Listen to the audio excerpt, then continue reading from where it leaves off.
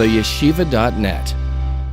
Mem Daled Amid Aleph, the first column, page 87 on top. So we have two models, the Mishkan and the Beis Hamikdash. And it's not just two models of construction, it's two models of construction, but it's two models of construction that reflect two models of Avodas Hashem, as we will see. Two models of Yiddishkeit. Ultimately, they will represent two forces, two voices in Klal Yisrael throughout history. The model of the Mishkan follows what he calls Seder Hishtalshel, the evolutionary process where there is a hierarchy. Medaber, Chai, Tzaimeach, Doimim. The human, the animal, the botanic kingdom, and finally the inanimate, inorganic material.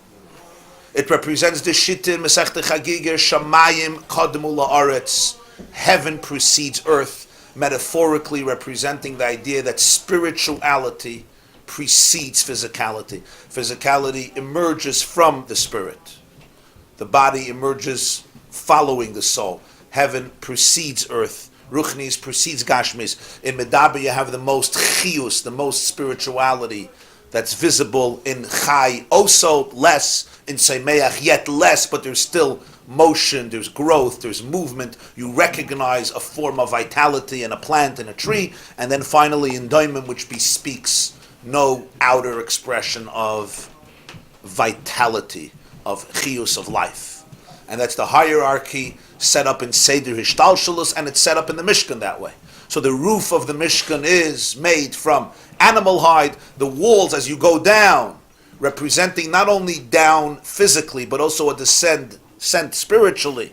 You come down from the Urias, which represents the higher energy of the Mishkan. The Makif, you have the animal, you come down, you have the wood, the krushim, the beams which come from wood, which of course comes from trees, which is Tzaimeach, and then the earth of the Mishkan, the Ohr HaMishkan, as it says in Parshas Monsey, Ha'ohr asher yiyeh bekarka Mishkan, where you took the earth for the Saita, because the earth of the Mishkan was basically the desert. Wherever they were in the desert, that was the earth of the Mishkan. They didn't tile the Mishkan.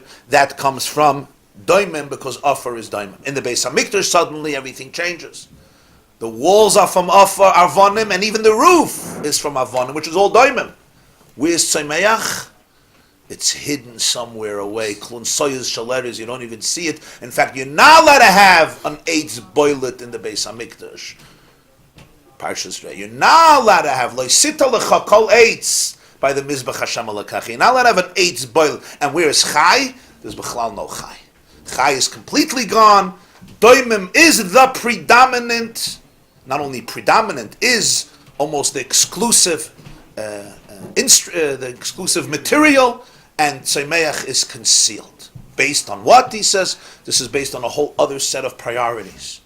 Not based on the system of evolution, but based on the machshava of Hashem, where Soif Maisa b'machshava tchila, and there earth trumps heaven. No pun intended. There heaven follows earth, earth precedes heaven. B'yoyim asois Hashem alakim, eretz v'shamayim, elu v'elu divrei alakim chayim. The Gemara says in Chagigim, it's at machshava, eretz kadma l'shamayim, and since the Mishkan is the temporary residence, the Beis Hamikdash is the permanent residence. What does a temporary residence mean? It means you're not fully there with your entire essence. It's your transitional home, where you're there, but you're there not fully. Everybody knows about the home that is temporary. You're there, but you're not there fully. You don't feel it's mine. It's an emotional distinction, even if practically you may end up there 20 years, And therefore, it's called dirasad. It doesn't capture you in your essence. Spiritually speaking, the Mishkan doesn't capture, so to speak, God in his essence. It's divine, but the Beis Hamikdash is the diras kva, and therefore has him, so to speak, in his full presence and intimacy, not only the hierarchy of creation, but the machshava, the way it's in his own thought, that is reflected, and that's what we say in the Beis Hamikdash, you have Zois Menuchasi, a reflection of Yom Shekuli Shabbos Menucha, Meyayin Olam Haba, and then Eishes Chayil Ateres Baila. The woman of valor will be revealed to be the crown, superior to her husband, Nekeva to Soiviv Gavra, as the Pasuk says, femininity, which spiritually represents earth, Mother Earth. Earth is that which absorbs the droplets of rain that come from heaven. The droplets of rain represent masculine energy, zera, seed, so to speak, procreative substances that are absorbed by the womb of the feminine earth, and they're nurtured and they're fertilized and they're absorbed in the earth, and from there everything grows, like the woman who absorbs the seed and nurtures it and develops it. It develops into an embryo and a fetus, and ultimately emerges one day, hopefully, as a healthy, beautiful, angelic child. This is the Mother Earth, which really Eretz is Kadma l'Shamayim and Machshava Eishes Chayla Teres Baila, and hence the Ophar, which in the Mishkan was on the bottom, suddenly in the Beis HaMikdash rose completely to the top. It's the roof and it's the wall. And he says this quality you see in the fact that Eretz is the source of all production. Tzaimeach needs it, and Chai needs it, and Medaber needs it. Everything grows only from Ophar. And you also see it spiritually in the sense that Ophar allows itself to be stepped on by everybody. In other words, there's absolutely no ego whatsoever, because it comes from machshava, cheshev ma v'nachnu ma. It has that quality of bittul, representing God's thoughts, representing machshava, which, as we explained, the ego of letters and words are completely swallowed up in the energy of the idea or emotion that one is thinking about. That is a very swift summation of what we learned, yes? Yeah, but in that Eishes Chayal Teres Balas, you're saying Eishes is the earth, which is higher. But isn't a Torah that means crown? Crown. But Malchus is the lowest of the spheres. That's the point.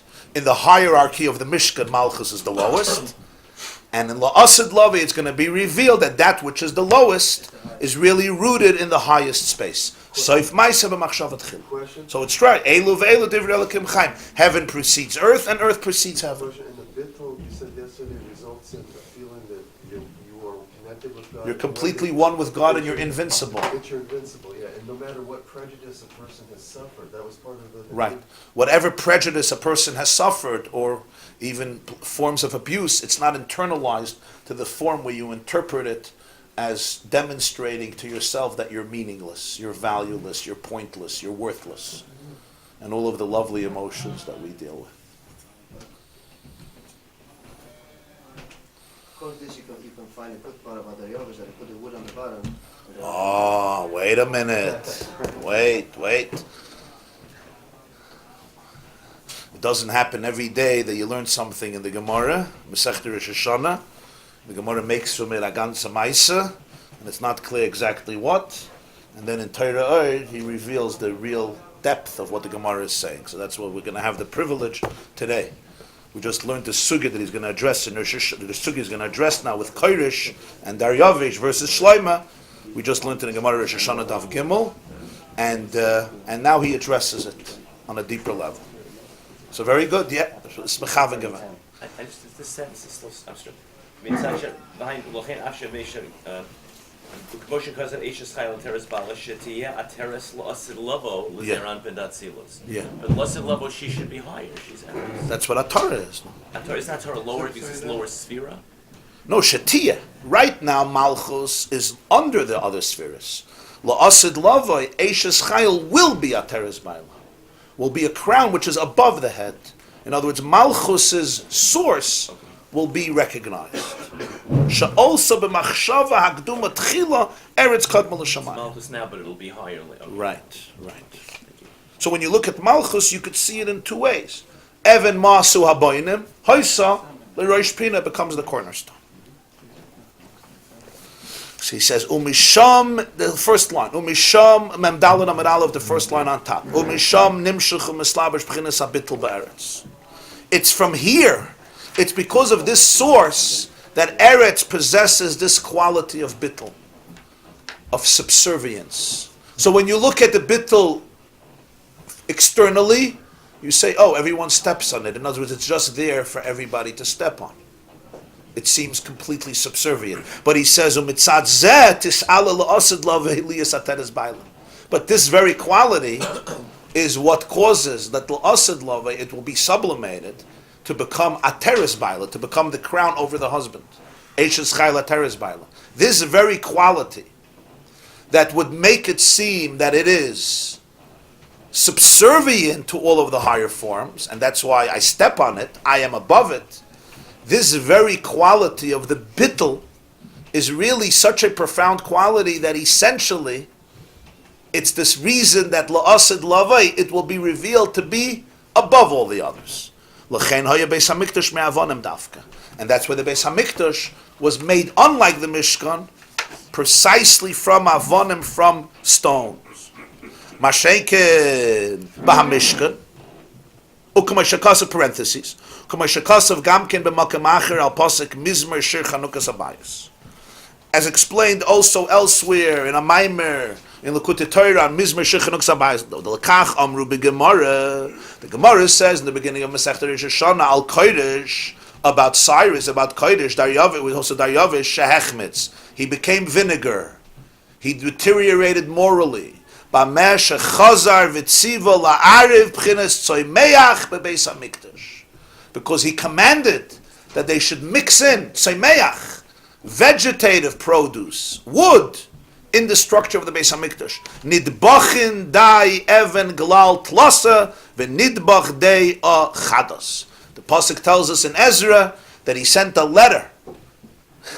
We're not going to go through the whole history right now. We dealt with it for a long time, but very briefly, Achashverosh and Esther had a child. Among the Persian Empire, among the Persian monarchs, you had Daryavish, you had Cyrus, Koresh, Daryavish the Great, you had Koresh, you had Achashverosh, and then you had his son Daryavish, who's also identified in Gemara as Koresh, because he was a melech kosher, he was a good kid, a Jewish kid too. Koresh means kosher, and he allows them to rebuild the second base, Hamikdash, and the Gemara says he was so prominent by the Jews that they treated him as a Jewish king, not as a Gentile king, in the sense that the Rosh Hashanah for his monarchy is Nisan, not Tishrei, like Jewish kings. But then they shifted back to Tishrei. Why? Because Hechmetz. Koirish, the Gemara says that he became vinegar. From wine he became vinegar. And where do you see he became vinegar? Where do you see? And the second answer of the Gemara is that he told them to build the Beis HaMikdash, and he funded it 3 rows marble and 1 row new wood.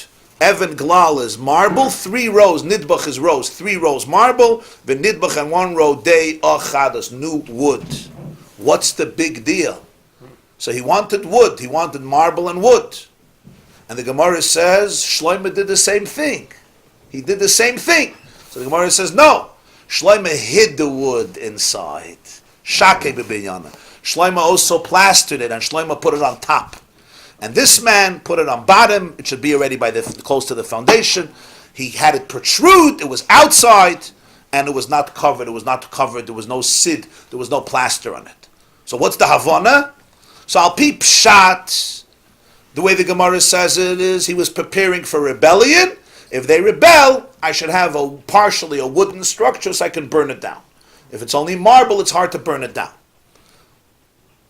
But this begins from something deeper. And that is that in the Beis HaMikdash, you're not supposed to have tzemeach. You're not supposed to have eight that protrudes. What's the sign that Hechmetz? He took the Mishkan model and he puts it into the Beis HaMikdash model, where tzemeach is such a prominent feature. All the walls are from tzemeach, and he brings that, he translates that back into the Beis HaMikdash. This was the sign of Kodesh's spiritual deterioration. Because it's a denigration, it's a violation of the energy of the Beis HaMikdash.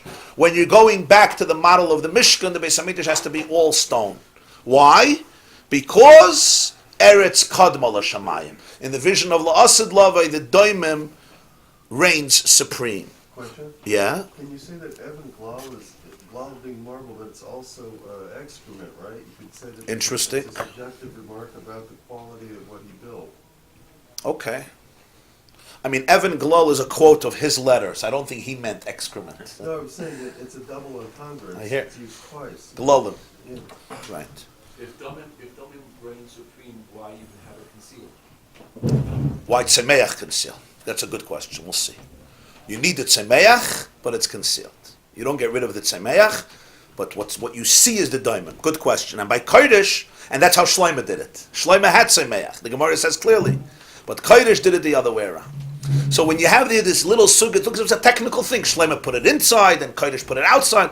As we will see, Kodesh was actually representing a shift of consciousness, which Shlomo was representing precisely by how he built the Beis HaMikdash.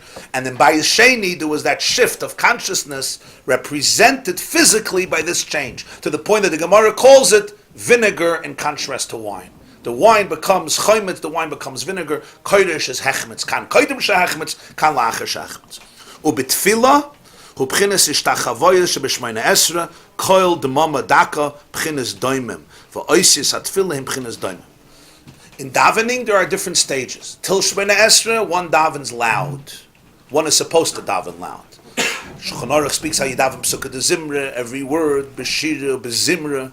One davens loud, saying every word, counting it like prose. In Shemona Esra, number one is Ishtachavoyas. One prostrates himself. In other words, V'nafshi ka'afar lakotiya.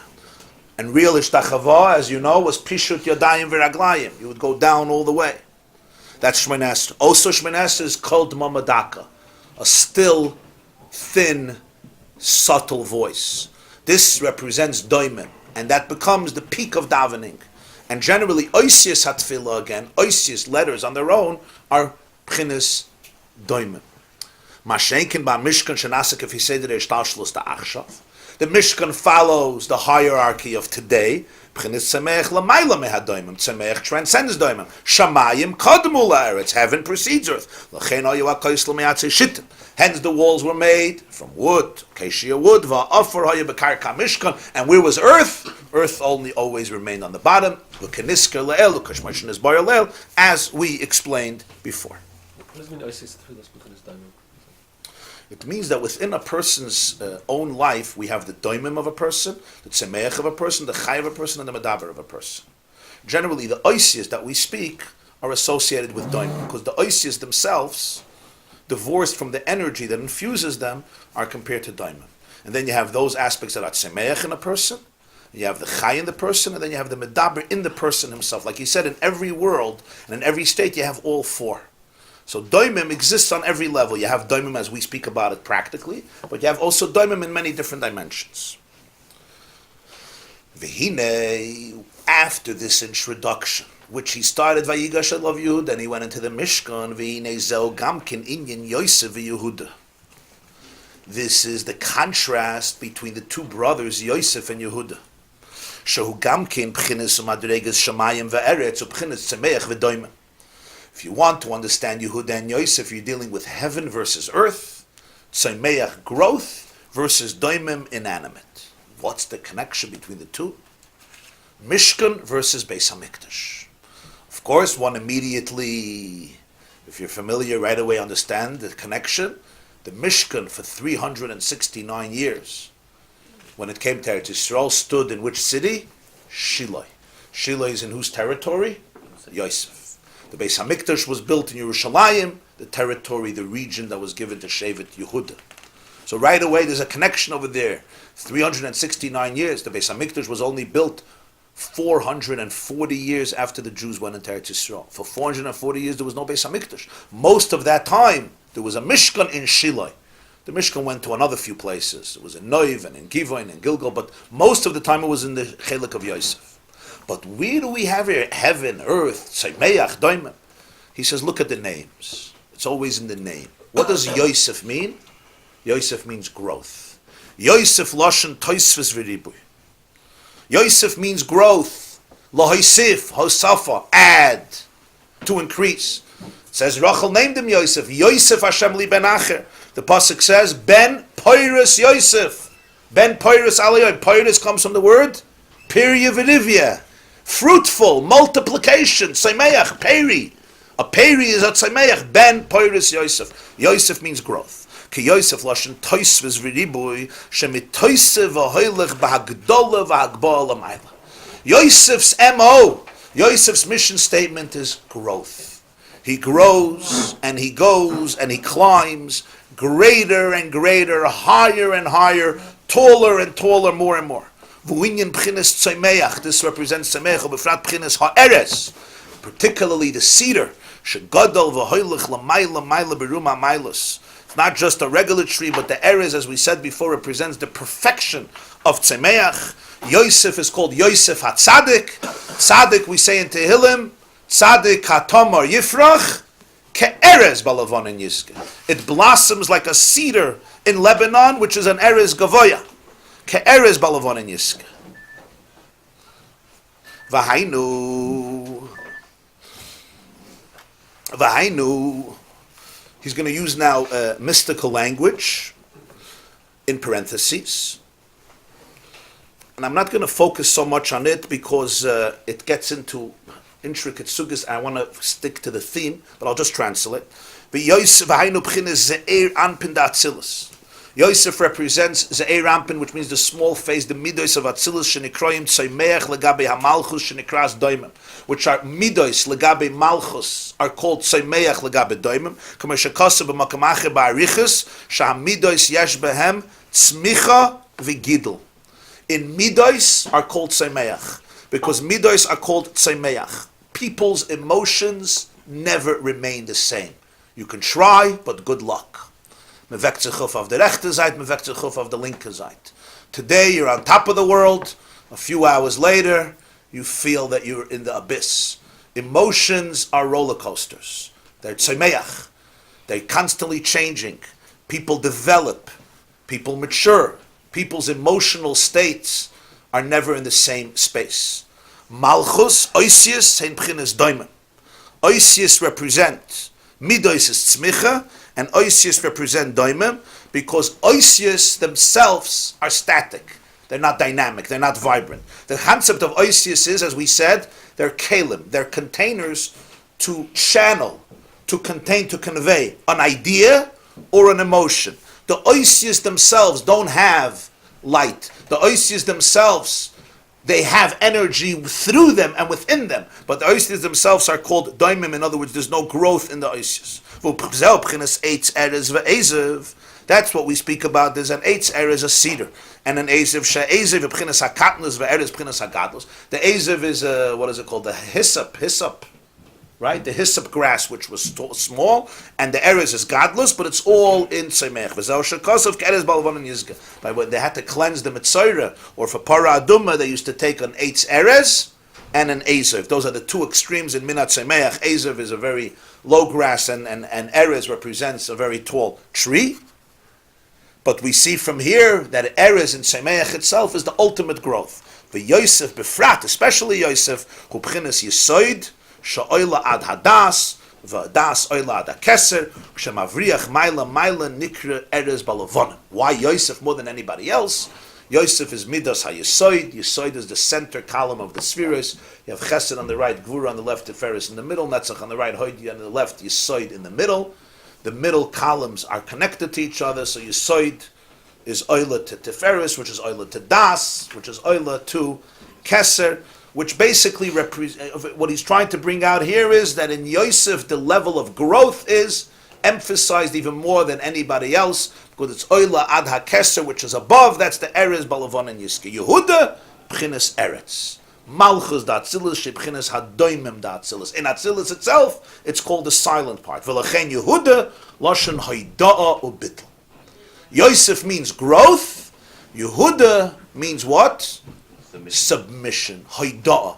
Like when you say moidim chachamam l'Reb Meir, I acquiesce, I surrender, I submit. And even why was he named Yehudah? Hapam oides Hashem. Gratitude. Gratitude is a form of submission. It's a vulnerable thing. Gratitude means I acknowledge that you did something important for me. Maybe you changed my life, and I express thank you. That's a form of vulnerability. It's a form of subservience. The Medrash says he was called Yehudah because he's the first man in biblical history to confess publicly. Nobody confesses mistakes. Everybody makes mistakes, but who confesses mistakes? The first one to say, Vayakir Yehudah Vayoym Etzotka, Mimeni, I am the one who is the father of these children of Tamar. The whole story in Vayeshev is Yehudah. And that's why he's called Yehudah, the Medrash says, from the word Moida. Moida means Moida Ani, I thank you. Moida means confess, like vidui. Moida also means submission. Ich bin Moida. I'm Moida. Moida b'miktzas. I'm Moida to you. It's all the same concept. subservience, submission, not growth and self-aggrandizement. Because the doimim, as we said, the afar, has within it the profoundest form of bittul, and that is what Yehudah represents. Now, as is often the case, the wording that's used, the vocabulary that's used, is abstract. It's what you would call mystical language or spiritual language. And it must be deciphered. We have to demythologize the abstractions. In other words, bring down that which is abstract. What we're discovering here is that Yosef and Yehudah, at least one aspect of what we're discovering here, there are various layers in this, but one layer of what the Balatanya, I think, is teaching here is that Yosef and Yehudah represent not just two brothers, and they represent not just people who have disagreements. People have disagreements. Every person has their own mindset. The Mishnah says in Sanhedrin, Ein deyesei and Shabbos, no two people think alike and no two people look alike. Ein partzefei and Shabbos. But what they're really representing is two completely different modalities. And as we shall see, and that's always the key, it's not either or. The way we translate it in history is everything is either or. You're right, I'm wrong. I'm right, you're wrong. But it's not either or. It's Elu ve'elu divrei Elokim chayim. Both represent a truth. And in different points of history, different truths have to reign supreme. As we shall see, there's a time in history when Yosef must be the king. There's a time in history when Yehudah must be the king. There's a time in history when they can both be kings, and there's a time in history when they can be synthesized as one. But you can't jump ahead of yourself if you don't work through each one independently. Because if you want to create unity before you respect individuality, the unity is going to come and haunt you because it's superficially imposed. In other words, unity that negates individuality, we're one because we make believe we have no differences, is going to be short-lived, because the moment our differences emerge, ice unity. It's like a couple who gets married based on the idea that they are the same in everything. Right? And then one day you wake up, Vayar baboiker v'hine hileya. You're not mamish one in everything. So what happens now? So there's the real unity emerges from individuality and through individuality. So Yehudah and Yosef, as we will see, there's a stage of unity. But before the stage of unity, there's the process of working through Yosef and Yehudah. And these are not two brothers. These are two parts in every person. What is the difference between Yosef and Yehudah? I'm going to express it in a certain way. You can express it in different ways, but I'm going to express it in a certain way. It's the name. Always the name. The Gemara says in Yuma Pei Gimel, Reb Meir havim medayik b'shma. Reb Meir believed the names. You told him your name, and Reb Meir says, now I understand. So according to this, Yehudah was destined to be Yehudah when his mother named him Yehudah? Or she recognized it. Or she recognized it, or divine providence. How that works out, let's not open every can of worms in one day. You know, free choice, destiny, what we know, what we don't know, names and so forth. Daya l'tzara b'shait, when we'll deal with free choice. So the name of Yosef captures Yosef, and the name of Yehudah captures Yehudah. What is the name of Yosef? Haisafa, tzmicha, growth. What is Yosef saying? What is Yosef's message? Yosef's message is Tzadik Hatomar Yifrach Ke'erez Balavonin Yiska. What does it mean to be a tzaddik? Ke'erez Balavonin Yiska. In simple English, I would say, it represents a particular mindset. And the mindset is that the purpose of human existence on earth is to actualize your potentials, and actualize your potentials in the highest, deepest, and most powerful way. Yosef HaTzaddik's message in his presence, in his soul, and in the way he lives is never ever surrender to mediocrity. Yosef's message is grow and realize that the sky is the limit, but let all of your koiches, all of your faculties, all of your potentials be exercised, be actualized, be expressed, be utilized in the most powerful way. To put it in different words, Yosef, if you would ask Yosef, if you would interview Yosef, and you would ask Yosef, what does Judaism want from a person? Or what does Judaism give a person? Yosef's message will be that Yiddishkeit Torah allows a person to be able to become the most powerful, most actualized, most successful human being possible. It's there to allow you not only not to stifle your growth, but to cause and bring out of you the deepest possible growths. And not just a small tree, a splendid tree with full beauty, with full prowess, with full splendor. That's what it's there for. Now some of you are looking at me and like, what is he talking about? Which Judaism, which religion, which Kool-Aid has he been drinking? And which yeshiva has he been going to? Some are still waiting for the teacher to say, we're here, so that each of you should be able to shine infinitely. So that each of your personalities should be able to actualize itself in the profoundest way. So here we come to the big question. What is the ultimate purpose of life? Is the ultimate purpose of life self-expression? Was the ultimate purpose of life self-transcendence? Is the ultimate raison d'etre, is the ultimate purpose of life from a Jewish perspective, that the human being actualizes his or her self on every level, physically, psychologically, emotionally, socially, financially, spiritually, and spiritually, of course, is a very important idea. But that is what God wants. God wants you to become a shutuf l'Kadosh Baruch Hu b'ma'aseh bereishis. Ke'erez balavonan yiska. You should be able to look at yourself, and others should be able to look at you and see the cedar tree. The cedar tree which is not stifled at all. That is ultimately the message of Yiddishkeit. Torah, mitzvahs, avodas Hashem, what is it? It is to be able to fine-tune your talents and to be able to help you discover your infinite potential so that your growth will not be stifled by anything. So the whole Gemara, the whole Shulchan Aruch, and all of Avodas Hashem is here to help you maximize yourself in every area.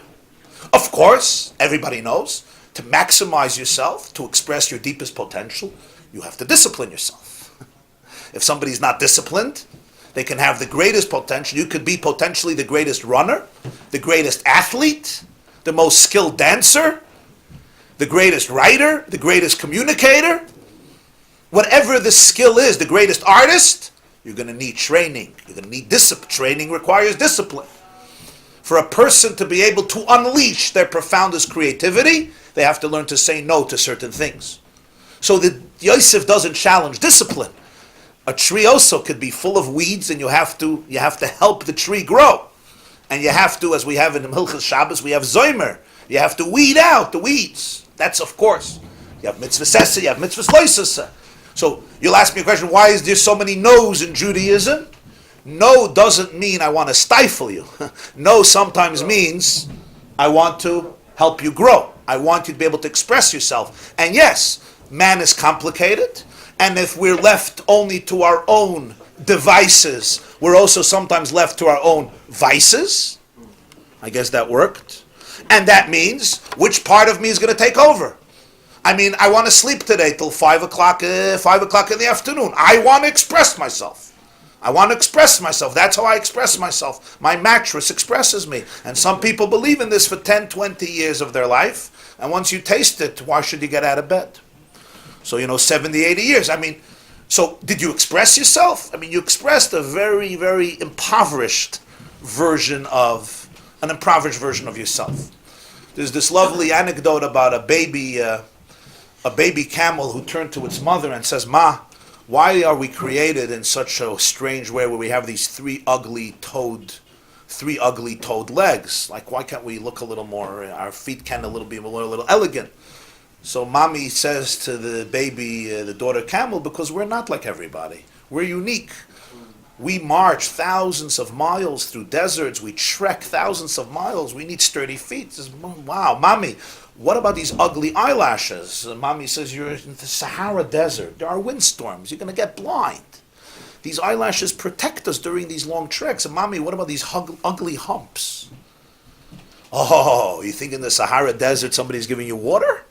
Mother Nature provided us with these humps so that we can store up in our system water for weeks and not die from dehydration. And that's why we have these humps. So the baby thinks for a few minutes and says, Mommy, I get this. So we have these three-toed legs in order to march thousands of miles, these eyelashes to protect us from the sandstorms as we go thousands of miles, these humps to be able to store water in us as we march thousands of miles. So what in the world are we doing locked up in a cage in the Bronx Zoo? Right? That's the question. That's a question one has to ask themselves. Why am I locked up in a cage in the Bronx Zoo? Look at Yosef's life, and you'll see this is Yosef's life. He never, ever allowed himself to become a victim. Never. Circumstances never put him down. They should have put him down. As I said many times, if you would have taken Yosef's resume and give it to a therapist, maybe excluding Dr. Lamb, I don't know, and you would say, is this man doomed to success or doomed to depression? You say, well, tell me about his life. Well, for starters, he lost his mother at the age of 9.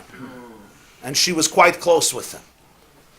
And then his brothers despised him and hated him. And then they abducted him and threw him into a pit with scorpions and sold him as a slave.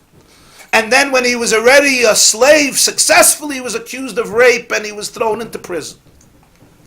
What is your prognosis for this kid's life? And yet, when you follow Yosef's career, wherever he is, he grows. He always emerges from every situation with more success, with more creativity, with more ingenuity, and always comes out on the top. You can't crush this man. Nobody crushes him. He cries, he's in pain, but he's always growing. Yosef is growing. You can't snuff out the spirit from him. You can't kill his soul. There's nothing you can do to him that tells him, I am a loser, and I will forever be a loser. Surrender to mediocrity and live a life of quiet desperation. He'll never do that. He should, naturally. You throw it into the pit, physically or psychologically, you're in the abyss. Yosef HaTzadik remains Tzomeach. And somehow from every experience, I don't want to say he manipulates it, but he uses it. He finds it as a catalyst, as a springboard for growth. And you see it throughout, as you follow Yosef throughout Vayeshev, Miketz, Vayigash. He's not a detached person. Detached people don't grow from experiences. They're survivors. Yosef is not a survivor. Yosef is an integrated person. He goes into every situation fully. He feels the full pain of the situation. Sometimes people are detached. They don't let anything get to them, and that's how they survive. They don't grow, they survive. Yosef doesn't survive. He grows because he's in touch with every situation. If you're not in touch with every situation, situations can't cause you to grow because you're l'chatchila detached. You're in a very lonely space. He's not in a lonely space because he's there. And therefore the painful realities touch him. And hence there's nobody who sobs as many times in Tanakh. I told you as Yosef, 8 times you have him crying in Chumash. But what happens is, in that process, he uses it as a springboard for unprecedented growth. And from this man, finally, Mebeis HaAsurim, Yatzel Limlech. He becomes the second to the most powerful person in the world, as the prime minister of Egypt, which was the superpower of the time, right under Paro. But it didn't happen then, it happened as a little kid. What is he dreaming about? All the stalks are bowing down to his. The sun, the moon, they're all bowing down to him. The brothers are looking at him and saying, what's this about? This is not Judaism. Whoever, this is Judaism? Judaism is bittul. Judaism is transcendence. Judaism is not about you. Judaism is about surrendering to a truth that transcends you and living according to that truth. That's Judaism. This is self-worship. Misalsal b'sarai. What are you standing misalsal b'sarai? You're busy grooming yourself into a king. This is not Judaism. This is what Judaism came to fight. This is Hellenism. This is Greece. The Megala Amukah says, Yosef begematria Antiochus. Yosef begematria Melech Yavam. Why? Because the Medrash says that in the time of Chanukah they told the Jews, Kisvu lachem al keren hashor, she'en lechem chelik belekei Yisrael. Write on the horn of an ox that you don't have. What's the horn of an ox? There's no better place to write that you don't believe in God. You needed the horn of an ox. Take papyrus, what they have then, papyrus, whatever they had, and write it there. So the Megala Amukah says, no. There's one keren hashor in Chumash. The karnei re'em karnov b'chor shoyrei hadar lo Yosef. Yosef is called Shoir and Karnei Asher. They said, you want to see a Jew? The Greeks said, Yosef, that's a Jew.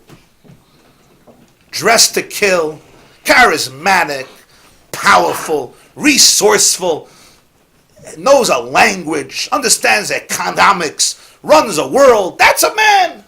Yefei Toya, Yefei Mara, Benois Tzada Alei Shur. Yaakov says on his deathbed, all the girls of Mitzrayim would climb up on the chayma to look at Yosef. This the Greeks like. This Jew I like. Ein lechem chelik belekei Yisrael. You know this is not. This is not God. Yosef is a model. That's what Jews should look like. It was a very impressive figure. When Yosef was grooming himself, al pi pnimius, not only al pi, even al pi chitzanis, what was he doing? Yosef was making a statement.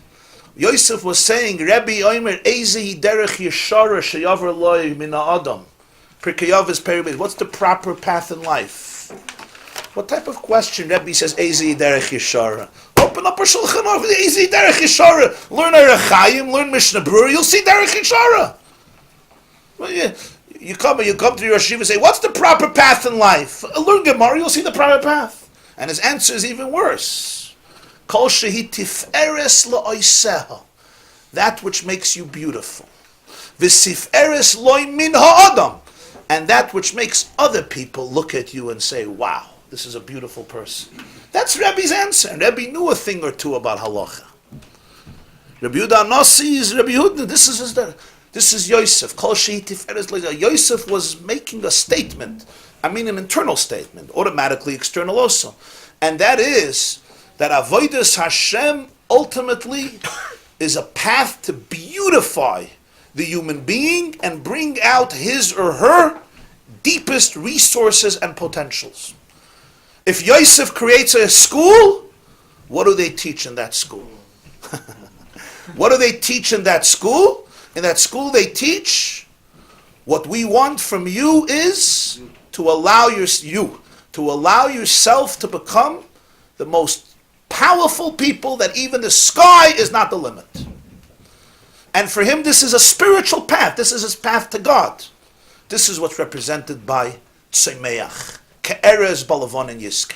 The brothers look at Yosef and said, who ever heard of this? Who ever heard of this Judaism? Judaism is something else.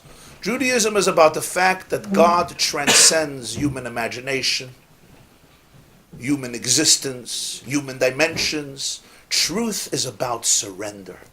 Truth is about the courage to say, it's not about me. It's about truth. I am ready to enter into a path of self-forgetfulness, self-transcendence. I have the courage to transcend my emotions, my feelings, my experience, and dedicate myself to a truth, to a mission that is beyond me. That is where you find God, not in self-expression, in self-transcendence. Yehudah, submission, Hoida'ah, bittul, a whole different mode, a very different mode. And I'll ask you a question to break it very practical. If your child is dating or getting engaged and married and comes and says, Tati, Mami, tell me what marriage is about. Is marriage about self-expression, or is marriage about self-forgetfulness? What makes a thriving marriage? When you come into a marriage and you say, I'm here for one reason. You will help me become me. Good luck. Or is marriage about an opportunity to give? An opportunity to go out of your space and look what the other person is about. Which one? Which one? And if your child asks you, Tati, what is life about? Is life about me becoming the most powerful, successful person possible? And I don't mean narcissistic, greedy, on every level, spiritually, on every level, in Ruchnis too. Or no, life is about Kishma Avodas Hashem. You're an Eved of Hashem. You're a servant of God. Ask not what God can do for you. Ask what you can do for God. Yehudah looked at Yosef and said, which yeshiva did you go to? Whose shiurim were you going to? Who taught this to you? Who speaks about self-expression and self-actualization? We don't speak like this.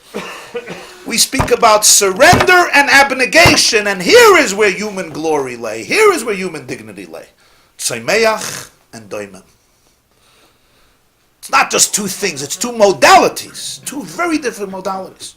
On doimim you step, on offer you step. Offer says, I'm here to serve. I'm here to serve. Doesn't mean step, you trample in the sense that I become nothing. I'm here to serve. I'm here to carry. The Gemara in Horiyus, Kimeduma, Sheshrara ani noisim lachem, Avdus ani noisim lachem. Rabbi Gamliel wanted to appoint 2 leaders. They said, we're not interested. He says, you think I'm here to make you rulers? I'm here to make you servants. Not shrara. Avdus ani noisim lachem. What do you think? A leader by Jews is a leader? A leader by Jews is a shmata. Avdus ani noisim lachem. If you're a real leader, who? Avdus ani noisim lachem. Even more than other people would even imagine what a leader goes through if he's a real leader. I don't mean a leader who's selfish and uses everybody. A real leader, he has to carry everybody. Suddenly it's not even about me anymore. And that can be even more practical. Once you start having children, and if Baruch Hashem you have a house filled with children, and somebody asks you, so what is life about? Is life about self-expression? Or is life about just try to get the few hours of sleep you can get so that you can have koyach to be a shmata for one more day, to be able to cover tuition and mortgage and the l'chaim and the bar mitzvah and the upshenish and the bris and the next chasana and the other chasana and the mechatanim shtick and his shtick and her shtick and deal with this and make sure that in the process the killer doesn't throw you out as an apikaris. Try to do that, and if you could not get honored by the dinner, so then you mamish mayayin olam haba, you reach perfection. And let's just move on, There's next. Somebody once said, as a rabbi, my function is with my kehillah, I hatch them, I match them, and I dispatch them. That's it. Enough. Don't talk too much about yourself. Just let's get the process going. Now, what do we do with this? And I ask you, if you were to create an educational system today, what should Judaism be about? What are children being taught today? What is Judaism about? Is it about self-actualization or self-abnegation? If you would interview most graduates of yeshivas, seminars, by Yaakos, by Seruchos, by Sodas, by Serifkas, whatever it is, all the schools, girls, boys, interview the 18-year-old kids, 16-year-old boys, 21-year-olds from all the spectrum. I'm not here talking about this kehillah, that kehillah, and ask them, tell me in one statement, is Yiddishkeit about self-actualization or is it about self-abnegation? That's the question to ponder. Okay, so Yosef and Yehudah represent in summation 2 very different models, 2 very different perspectives, 2 modalities when it comes to avodas Hashem, serving Hashem, and 2 modalities generally in life. And the difference is intimated and conveyed in their very names. Yosef means growth, from the word Haisafa. Yosef represents growth, Tzeimeach. Tzaddik, he's called a Tzaddik. Tzaddik Hatama Yifrach, Ke'eres, Balavonin, Yizga.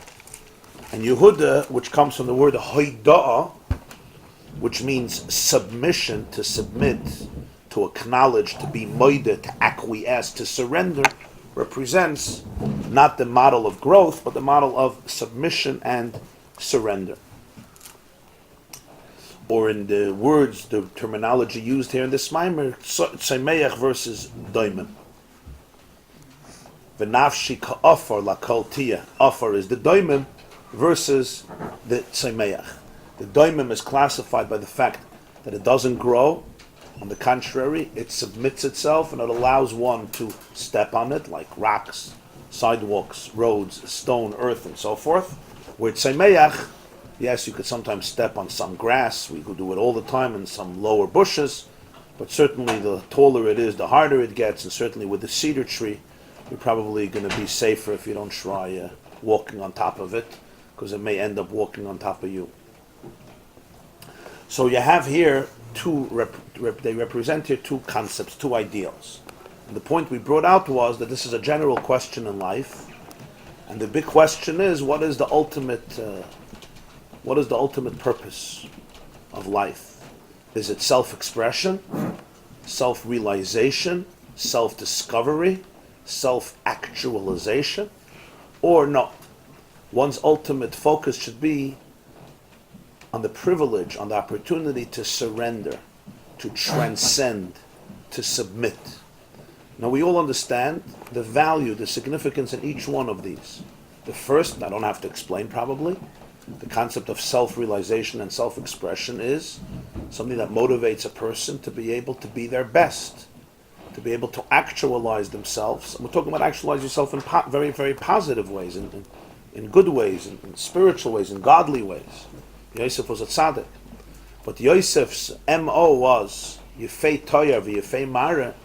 Not just that he was handsome, he was beautiful, he was gorgeous, that too. But Yosef represented the idea that Yiddishkeit is to make you beautiful. It's to make you as beautiful as possible. It's to make a person express everything that they have in them in the most glorious and splendid fashion, that a person should grow to the tallest position that they're capable of growing. And that's all in the word Yosef, which means growth. More growth and more growth. That's one perspective. The other perspective is Yehudah, and Yehudah means submission.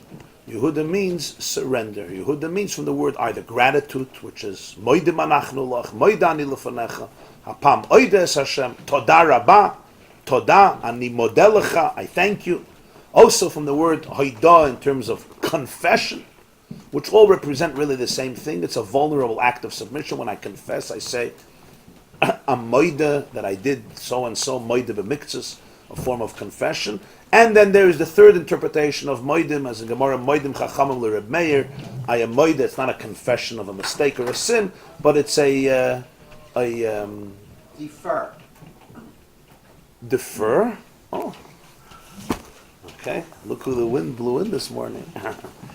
Defer, and even more than that, I retract my old position. I'm moided to you, meaning I say you were right and I'm wrong, which is a form of submitting my mindset, my view, and surrendering it to this person or this philosophy or this position. And the question translates itself, it trickles down into many, many different areas. But one always focuses on the beauty of Yiddishkeit, in terms of what do I mean by beauty? Beauty of how the Mishnah says, She'tif'eres lo yiseha, v'sif'eres lo min ha'adam, how it beautifies the person on every level. And one focuses more on the truth of it. In other words, it's not about me, and it's not about what it does for me, and it's not about how enthusiastic or inspired I am, and it's not about me ultimately finding myself. It's ultimately about the opportunity in life to be able to surrender the me to a truth that is beyond me. I want to characterize the question in somewhat more philosophical or subtle terms. And that is, what is the real, from a Jewish perspective, and think about this, is the objective of life to find yourself in God, or is the objective of life to lose yourself in God? To find yourself in Hashem, or to lose yourself in Hashem? What does it mean to find yourself in Hashem? To find yourself in Hashem means, I want a relationship with Hashem, but I want to be there. I want to find myself in God. In other words, I want to find how God is meaningful to me.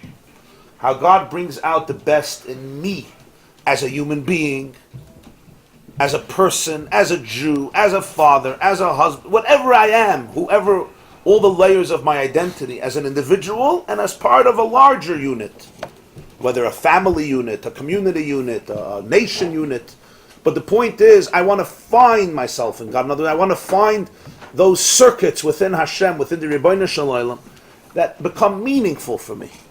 Or one says, no, why are you reducing God to you? As I said, ask not what God can do for you, ask what you can do for God. The perspective, the objective is not to find yourself, but to lose yourself in it. To lose yourself in it means that you actually don't find yourself there. It's not about you finding yourself there, it's about you losing yourself there in a truth that completely transcends you, because truth is never about your feeling for it, or your imagination of it, or your experience of it. And as I said, in every issue of life you have the same question. When it comes to marriage, when it comes to education, when it comes to all forms of relationships, when it comes to spiritual growth, when it comes to Avodas Hashem, and so forth. Yes? These two things really mutually exclusive. They are? I'm asking. Oh. To me you can combine it. Okay. Seems the opposite. I wish that was the Torah. It doesn't seem to me that it must be two Right. complete divergent streams. You should be able to combine. You're saying, why do we have to pit the two against each other? In order to bring it Well, together, it you has first have to to take it apart. explain the concepts, but the end result. You're right. That's what we're going to work on. That's what we're going to try to work on. I want to bring out the two, so we should understand the two approaches. Are we trying not to exist anymore by doing the Buddha? On some level, yeah. The Haidah means I cease to exist. On some level, of course. You know, if it's me working on it, I'm always existing. But I'm trying to get closer to non-existence. Where in Yosef, it's the other way around.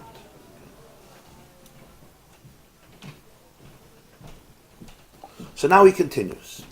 V'hinei b'seder hishtalshelus ata. In the seder hishtalshelus today, meaning in the process, in the hierarchy that God creates today, Yosef is l'mayla me Yehudah. Yosef is higher than Yehudah. Sharei hamalchus mekabelas shifa v'chiyusa min hazah. In mystical language, malchus, which is the attribute of Yehudah, receives its flow and vitality from Yosef, who represents Zah, which are the midos. V'lachein Yosef haya hamelech b'Mitzrayim. So in that stage of history, who was the king? Yosef. He was the king in Egypt. Shu b'chinas tzaymeach. Yosef represents growth. B'chinas gidul v'hisnasos. Rising higher and higher, exaltedness. V'hu haya mashbir v'amashpia l'kula. He was the one who fed, nurtured, and gave to everybody, including Yehudah. As the pasuk says, Yosef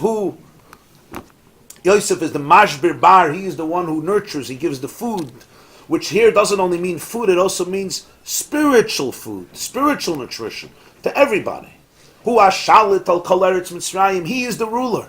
He is the man. He is the king. V'Yehudah hu hamakabel. And Yehudah is the recipient of Yosef. V'zeu shekasa Vayigash Eilav Yehudah v'yomer bi Adoni. Who approaches whom?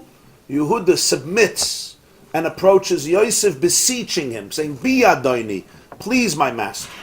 Yidaber no avdecha ba'oznei Adoni, I'm going to speak, and Yehudah pleads and beseeches Yosef in the beginning of Vayigash. What does Bi Adoni mean? What do the words mean? So he says, Pirush, the deeper meaning is, Shebo yum shechashefa me Yosef atzadik. Bi Adoni, you're my master. I need you to give me the flow. Bi, your hashpah should go into me. Kimavor b'Zohar de Vayigash, as it says in Zohar Vayigash, dehainu takrufta alma ba'alma. It says Vayigash Eilav Yehudah was not only two people approaching each other, it was two worlds approaching each other. Takrufta alma ba'alma. The word takrufta is the word kiruv. It's the kiruv, it's the proximation, the closeness, the approach of two universes. The Zohar recognizes these are not only two brothers, they represent two paradigms. Dahainu, alma tata, you have the lower world. B'chinas malchus, misyachedes v'nigeshes legabe alma ilah, b'chinas zah lekabel hashav. The lower world of Yehudah comes close to the higher world of Yosef. Bi Adoni, I need your flow, I need your hashpah. V'zeh aderech shaya b'mishkan. This is the paradigm of the Mishkan. Where was the Mishkan? In Yosef's territory. Hatzemeach l'mayla mehadayimim. In the Mishkan, the roof was made of animal hide, The walls were made of tzemeach, which is part of the world of botany, the world of vegetation, tzemeach, and only the earth of the Mishkan was made of earth, which was doimim. In other words, there's a hierarchy where chai transcends tzemeach, tzemeach transcends doimim. What would that mean spiritually? Tzemeach means you feel the growth.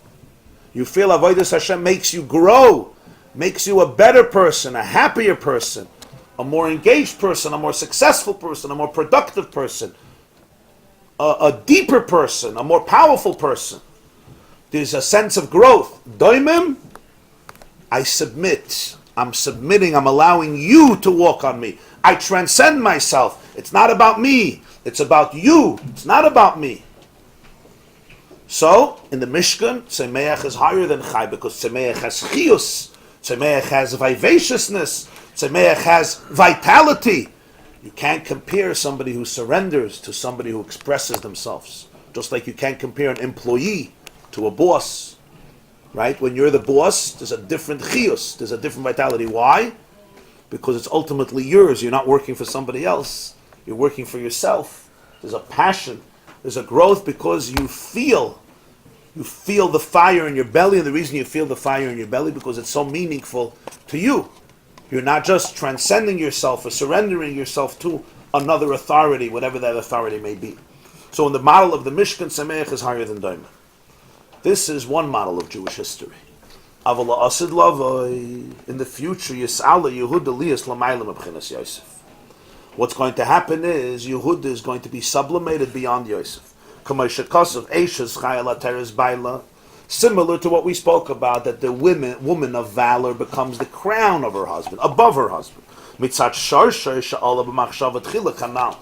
the Shirish, Yehudah is higher than Yosef. Because Seif Maisa, the Doimim, is Allah b'machshava tchila. In the ultimate machshava, Cheshev Ma, the bittul of machshava, Eretz is deeper.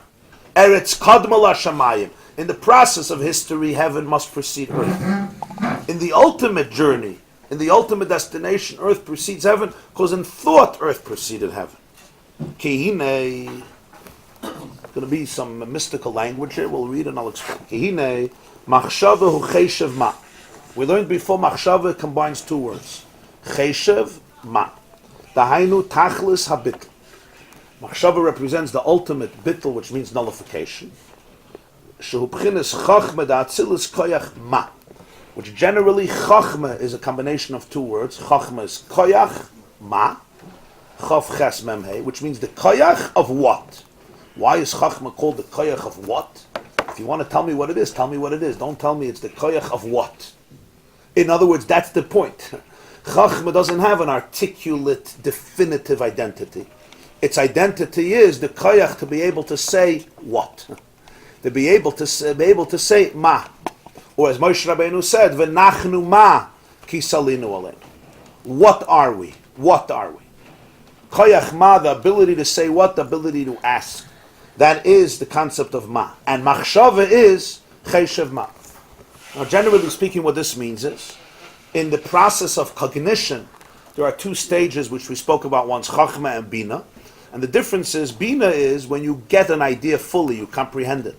Chachma is still the stage when there is a spark of inspiration and enlightenment that enters into the person's brain that cannot still be articulated. It's still very, very nebulous. It's like you have this inspiration, this light bulb that goes off, a moment of intuition, but you still didn't figure it out, you still didn't decipher it.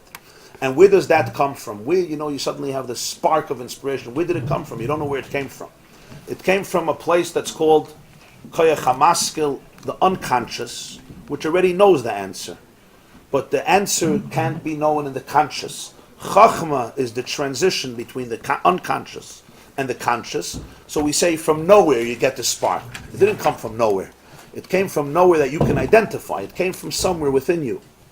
But how does that happen? How do I get in touch with that unconscious wisdom? How do I? I learn the Gemara, I read it again and again, I don't get it. And then I'm walking in the street, boom, it pops into my head. The answer is Chachma is Koyach Ma. It's the ability for a person to nullify everything they know to something that they don't know. A person who believes that they know everything will never learn new things, ever. Because anything that they learn, they always translate in a way that fits their old, what do you say? Into their box. Into their box. It suits their comfort zones. And if it doesn't, they'll say the person is a Meshugana or an Apikairis. One of the two, and then you don't have to deal with it. Or it's the Yitzhahara, yeah. Or it's the, now sometimes it could be. Sometimes it could be the person is a Meshugana. Sometimes it could be. Doesn't mean it's not always. But the point is, I have to make sure it's not coming from my own fear or my own inadequacy or my own inability to open myself up. So Chachma is koyach ma, the koyach to say what? Tell me what? To be able to sit like a child, like a wet sponge, and absorb everything. Coming from the discussing schita and sponges. Absorb everything like a sponge and let everything go in. Exactly. That's why Ezo Chacham Alamin Mekaladim, there's an expression in Sifrei Musar, Kol Gay Shaita. Translate it rightly. Gay is Gimel Yud Aleph, which means every arrogant person is a fool. Why? Some arrogant people are very smart. It means by definition. Because arrogance never allows you to learn anything new, because I already know everything. So Chachma is Koyach Ma. When a person can not comprehend something, it's because the walls of their brain, the parameters of their brain are finite, and a 7-ounce cup can't contain 16 ounces of water. But what if I break down the walls? What if I open myself up to something else? What if I surrender my intellectual ego to a truth that's higher? And the greatest ego in the world is an intellectual ego. It's far more lethal than any other ego. Just read intellectuals and you'll see what I mean by an intellectual ego. Especially people who claim to be scholars, scientists, and others who may be scholars. Sometimes the worst egotism comes from them. Why? Because it's a sophisticated ego. It's an enlightened ego. It's an ego that doesn't come from ignorance. It's an ego that comes from knowledge.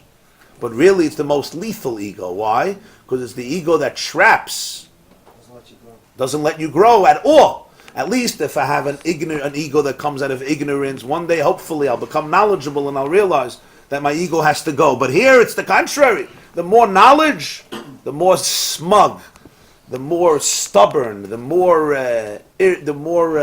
condescending, to peoples whose views are different than you. There's a psychologist in Los Angeles. His name is Dr. Hamnick. His name was Dr. Hamnick. So his son wrote an article that he heard from his father, that his father once went to a lecture by a student of Sigmund Freud, by a student of Dr. Freud. And the question that this student of Freud raised at the conference was a very interesting question. Why is it, he said, that every culture has a myth that at some point a flood destroyed the entire civilization? So, for example, the Bible has the myth of the flood.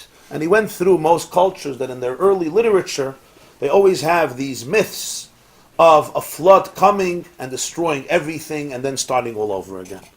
So he explained, because this is the deep phobia, the deep fear that everybody has of death. And when you have such a fear, you have to deal with it. And the way you deal with it is by projecting that fear onto reality, and by saying that at some point the whole world was destroyed, and that's how you deal with that fear. And he explained this at length. So Dr. Hamnick raised his hand and said, maybe the reason the Bible has the flood story is because it happened. Maybe that's the reason, because it actually happened. He said there was a stunning silence in the room, so silent you could cut the electricity literally, you could cut the tension with a knife. It was like almost he said the Shema Meferish. He said something that nobody ever utters. This is something that a person who calls himself human does not speak like this. And after a few minutes of very awkward and tense silence, he says, the lecturer, Dr. Freud's student, looked at him and said, my teacher told me, Dr. Freud told me, we will never know who is stronger, a polar bear or a tiger. And the reason is because they can't live in the same climate. So therefore they could never ever fight it out. He says, you and me are the polar bear and the tiger. We don't live in the same climate. There's not even a point of arguing or fighting. So, so here you have a different type of closed-mindedness, a closed-mindedness that comes from open-mindedness. And sometimes it's the worst closed-mindedness, and it's a very serious issue, especially in the community of scientists, of philosophers, of psychologists, of evolutionary psychologists, of physicists. Sometimes they lie, but sometimes they rationalize, which is a more dangerous lie, because I'm not lying, I'm honest, I'm ethical. It's their truth. It becomes a truth that's a lie. Scientists will skew the Yesh v'yesh. Yesh v'yesh. Yesh v'yesh. And you'll see the anger of some of them when you oppose a dissenting view, how they get angry. If somebody is intellectually pure, why are you getting angry? You're looking for truth. I said something, maybe I'm wrong, so explain to me why I'm wrong. They won't say, I'll explain to you why I'm wrong. They'll say, you're an idiot. name calling. Yeah, why are you calling a name? Why? Explain. If I'm wrong, I'm wrong. If you're searching for truth, you should be happy if I'm right. You should celebrate it. So this is a very, very important idea. Chachma is the ability to say koyach ma. It's the koyach to say what. Ich weiß gar nicht. I know nothing. I'm a blank slate. So there's no confinements to my intellectual ego. So I break down the walls. Once you break down the walls, you become open to experiencing a truth of your unconscious that previously you couldn't experience because you had a confined paradigm and a box. And only ideas that suited that intellectual box could come in. So really, any person engaged in serious intellectual pursuit and learning of any type, any chachma, especially Torah, in Torah you have an additional challenge, and that is, you have here the justification of God. Once you have the justification of God, it can also become very, very dangerous. Why? Because here, the ego could become far more profound, because you could tell yourself, it's not me, it's God. It's quite Shemayim. Like the famous anecdote of Rabbi Yaakov Emden, Machloikas shel Hashem Shemayim Seifel Iskayim, a machloikas for the sake of heaven will endure forever. As long as it's not with heaven, you could compromise. You give him $50,000 and it'll be quiet. But the moment it's Shem Shamayim, now I'll fight you to the end. Because it's not me. It's Hashem's honor. Once it's Hashem's honor, I can't compromise even if I want to. Even if my wife tells me, relax, I can't. God comes before your wife. That's a real lie. That's not That could be, yeah, but again, people can delude themselves. And suddenly, sometimes, what seems apparently as religion or holiness is really a cloak for deep insecurity or for a profound arrogance or pompousness. And the person is so closed because they think if they're going to listen to another opinion, they're listening to heresy. Be brainwashed. Yeah, and a way of dismissing somebody by saying you're discussing impurity becomes a very lethal weapon because there's no ability for a real conversation. There's no ability for real conversation. There's no ability for real growth. There's no ability for real growth. There's no way you're going to find God. There's no way you're going to find truth because there's no koyach ma. So chachma is that priceless gift of the koyach to say what, and it's the only faculty that allows you to experience newness, infinity, that which is beyond yourself. You can't stay in that space of chachma. Some people do, but if you stay in that space of chachma, you're out of space. Bina means then taking it and assimilating it into your walls, into your faculties, and that's why. He's applying it, right? Yeah. Comprehending it, developing it. It's basically the father and the mother. The father gives the seed, and the mother takes the seed and develops it into a fetus. So Chachma is a seed of inspiration. It shoots out, like the Gemara says, Yoyrek HaChetz, it almost shoots like an arrow. The lightning bulb goes off, and then there is the development of the idea. Edison said that every invention includes 1% inspiration and 99% perspiration. Chachma is inspiration and Bina is perspiration. Without schwitzen, you have to sweat it out, to work on it. Person walks in the street and oh, I got it. What did you get? I can't talk about it. Write it down. I can't. What is it? I don't know what it is. The truth is, so what do you say? I got it. That's what we say. It's not really I got it. It got me. I didn't get it. Chachma is it got me. Bina is I got it. And you'll always see that the clarity in Bina will never be the same as in Chachma. When you get that intuitive inspiration, it's usually a few words, and later when you fully comprehend it, you will seek and yearn for the clarity that you had during the epiphany of Chachma, and it will never come back to you. Because that level of clarity you're not capable of recreating. Why? Because that level of clarity happened in a moment when you surrendered your intellectual identity. And that's what allows the clarity, because it's something else that, so to speak, entered into your space. The moment you reassert your intellectual identity, the clarity of the epiphany level must surrender to your identity. So Chachma is Kayachma, Chachma is Bittul. And that sits in your subconscious or no? Beforehand, or that's a new... Yeah. But the transition from the subconscious to the conscious happens through Chachma. Without Bittul, I can't have that experience, because my intellectual conscious self is not capable of it. That's why you'll see that the epiphany always happens when, at 2 points. Number one, you have to be disgusted with your level of knowledge or experience. If you're not disgusted with it, if you're content with your intellectual ego, you will not experience it. It usually happens you're frustrated with yourself. You're like... That's a humility that allows real growth. If there's no frustration, in other words, you're content with your arrogant self, you won't experience growth. The more the frustration, the better. The more the frustration, the better. The more you give up on your brain level, the more you'll actually be able to understand. The more you realize, I know nothing, the more you'll be able to experience. I think I once read a research about a certain therapist who was for many years practicing, and he said, they asked him after many years if there's a way that you could figure out if the patient who comes in is going to be successful or not going to be successful. So he says, yeah. He learned after many years, the person comes in the first session and he answers all questions clearly, it's bad news. How's your marriage? Who are you? This. How's your relationship? Everything he knows. If he comes in the first session, he doesn't know what hit him. Everything is confused. He stops. He says, this is a good simon. This is a good simon, because you don't have to break down so many levels of ignorance. So many levels of perceived enlightenment. So therefore, in Chachma, there's an element of frustration, number one. And number two, the person is not thinking about anything else. Completely dedicated to the truth of the idea.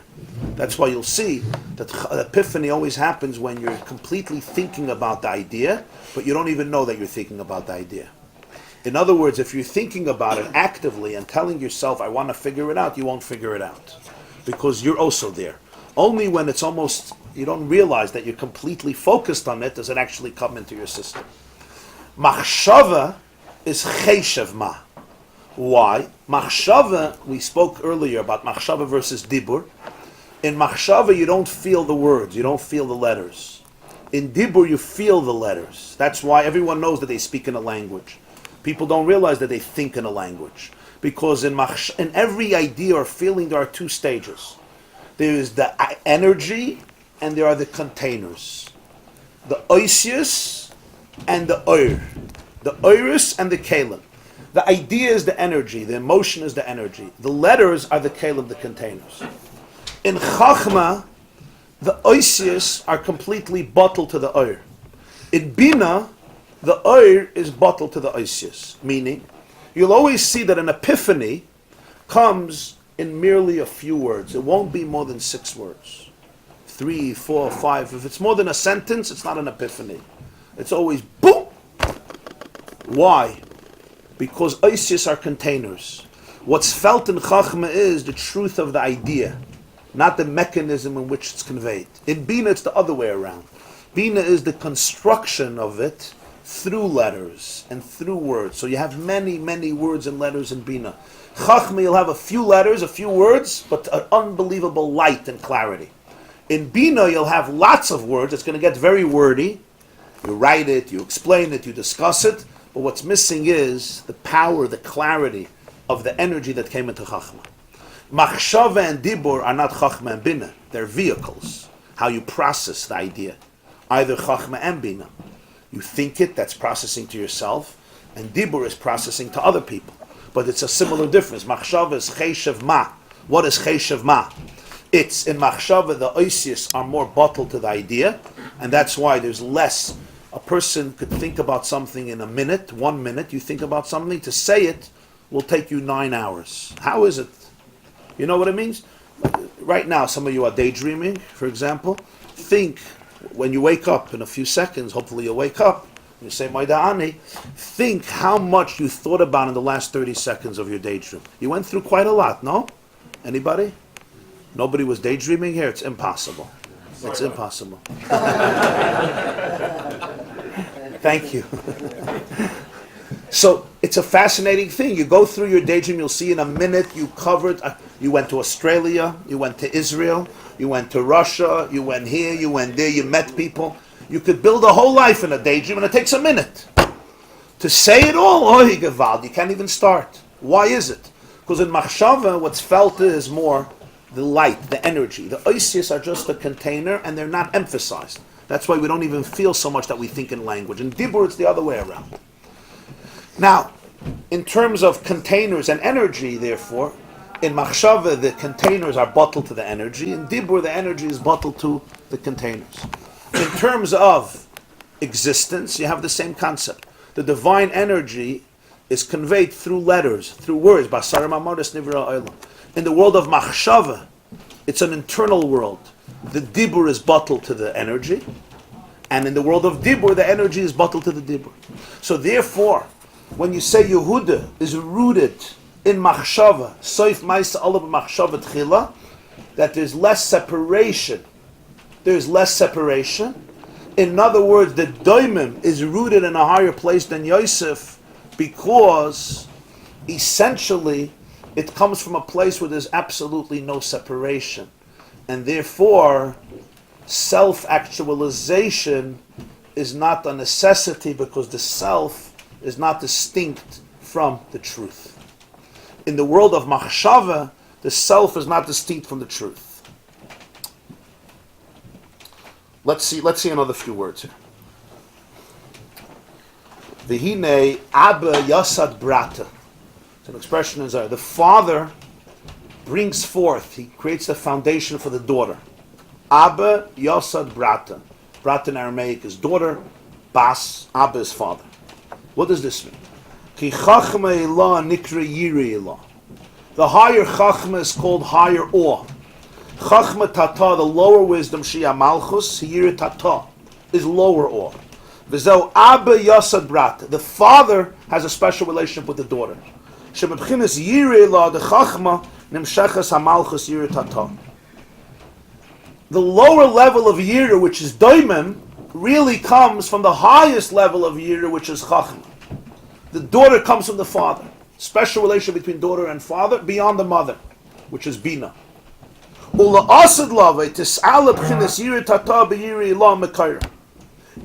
when we hear Yira Tata, the lower level of awe submission, what we're seeing is an inferior form of surrender. We see the daughter, not the father. La'asad lava Yira Tata will identify its own truth, its own source. Al kain tia az ateres baila. So she will become even higher than everything. Ki habitul ulamayla mimadrege me'ava v'yira de midis anam shachim b'chinas chesed de gvura de zah. Because really, bittul is rooted in a much deeper place than love, than passion, than awe, which come from chesed and gvura of zah. Malchus is lower than chesed and gvura. That's true, but it's really rooted in the father, which is chachma ilah, which is higher. Soif ma'isa machshava tchila. But now we see its inferiority, and therefore we celebrate Yosef. We have to celebrate Yosef. Yosef is the king. La'asad lave will see the true essence of Yira Tata, of Eretz, of Doimim, of Yehudah, and then you'll see that it's really rooted in Chachma Ilah, which is higher. Cheshev ma, koyach ma. And therefore, Eishes Chal will become Ateres Baal, not because it will change, because you'll see what it really is. That's why even now, earth has the deeper bittul v'keniska leil, ubchinas bittul the yirei lo, ubchinas umadregas Moshe Rabbeinu olav hashalom v'nachnoma. Now this needs a lot of explanation.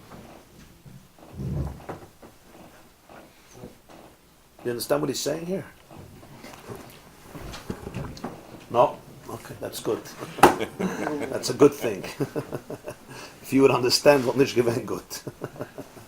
If you don't understand, it's schon good. I don't know how to explain it in 3 minutes, no.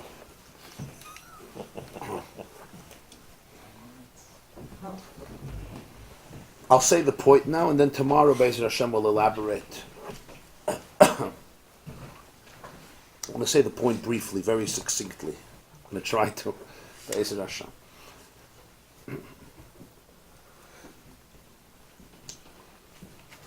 Yosef has to be higher than Yehudah. If Yehudah is higher than Yosef, you're not in touch with reality. There's a stage in history where Yosef comes before you. Yosef is the king, Yehudah is the recipient. Yehudah was upset about this. The brothers were upset about this. They wanted to be the leaders. They couldn't understand that Yosef is the king. Do they have a point? Of course they have a point. Were they wrong or right? They were wrong and they were right in the classic Jewish answer. They were right in some stage of history. They were wrong at that stage of history. That's why Yaakov has this relationship with Yosef. Aviv Shomer es Hadavar. Yosef has to be the king. One day Yehudah will be the king. David HaMelech comes from Yehudah. Shlomo comes from Yehudah. Mashiach comes from Yehudah, not Yosef. But for Yehudah to become a king, Yosef has to be a king. And you can't jump ahead of Yosef. You can't throw Yosef into a pit and say he belongs as a slave, I'm the king. It doesn't work that way. Yosef has to be a king. To the contrary, if Yehudah wants to become a king, it has to go through Yosef. But then Yehudah becomes a king. And then there's something deeper, and the Yosef and Yehudah become kings together, as we'll see later in the Maamer, the Torah Vayigash from Yecheskel, where the two sticks become one.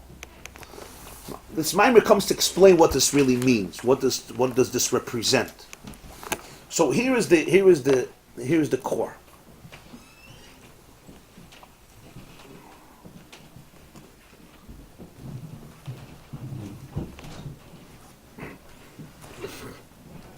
What is greater in life? Self-expression, self-actualization, or self-surrender?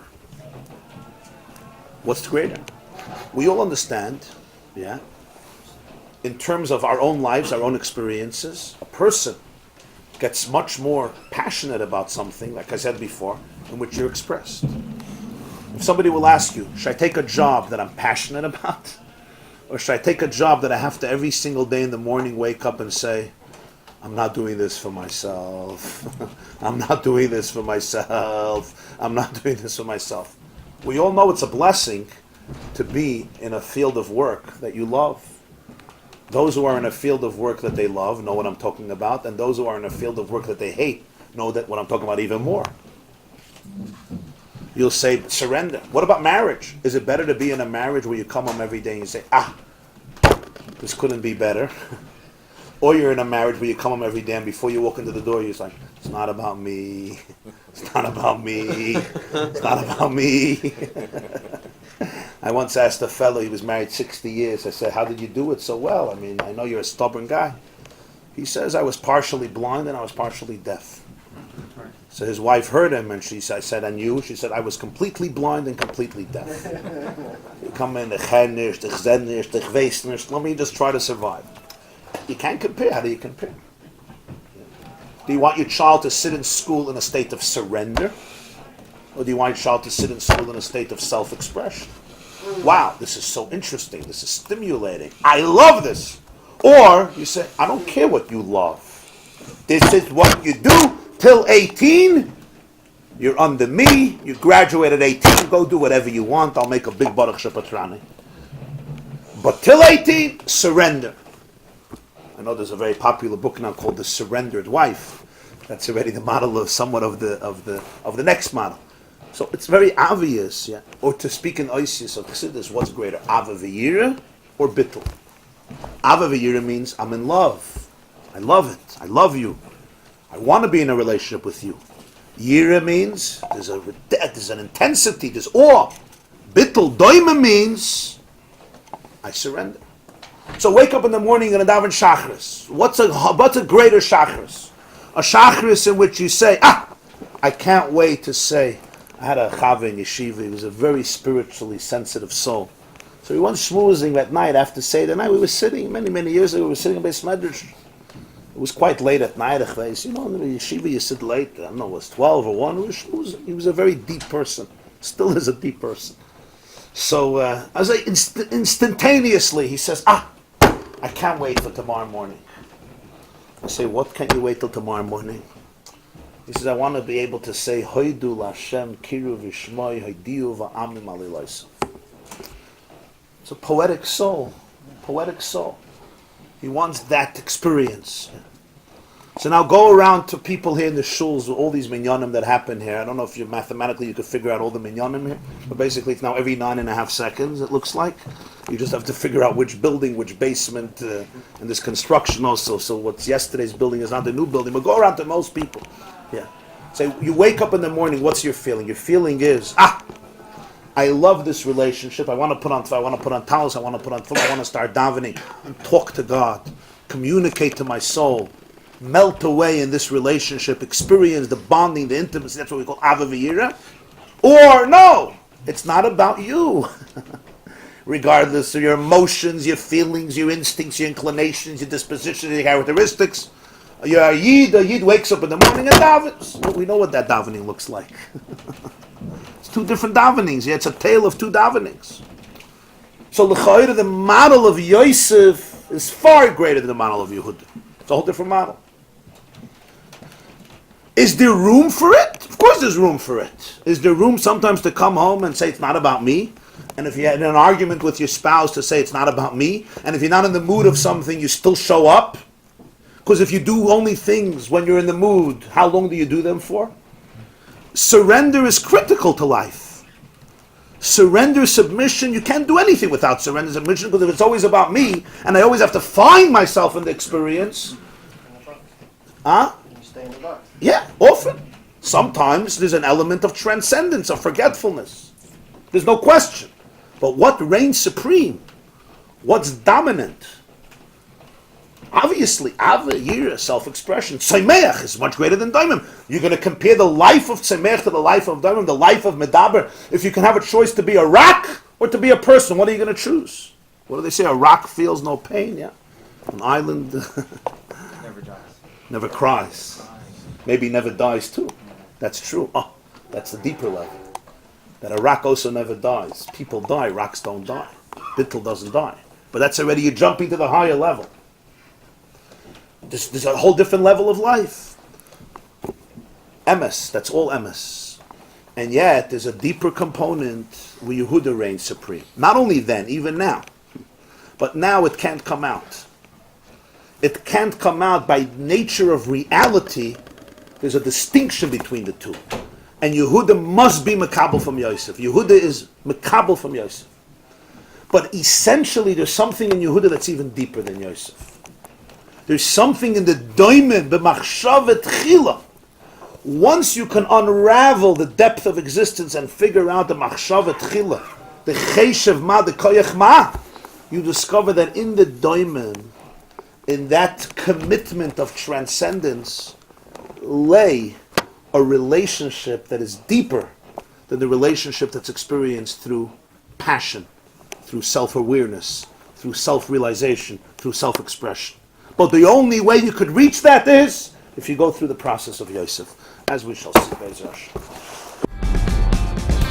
This class is brought to you by the yeshiva.net. Please help us continue the classes.